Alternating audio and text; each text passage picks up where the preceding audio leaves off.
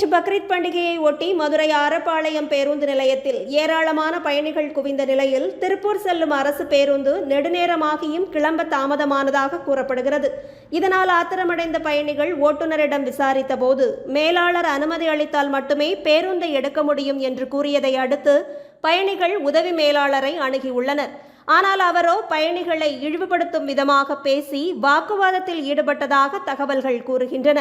இதையடுத்து மற்ற அதிகாரிகளும் உதவி மேலாளரும் ஓட்டுநரை கடுமையாக திட்டியதோடு தனியாக அழைத்துச் சென்று செருப்பால் அடித்த காணொளி இணையத்தில் பரவி வருகிறது. உதவி மேலாளராக இருந்தால் ஓட்டுநரை செருப்பால் அடிக்கும் உரிமை வந்துவிடுமா?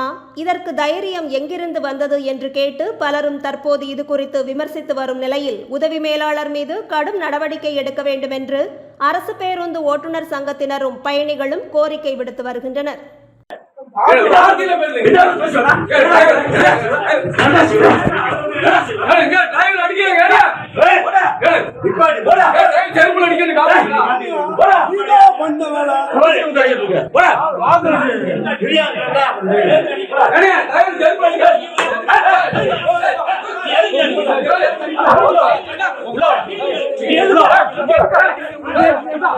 அடிக்கடி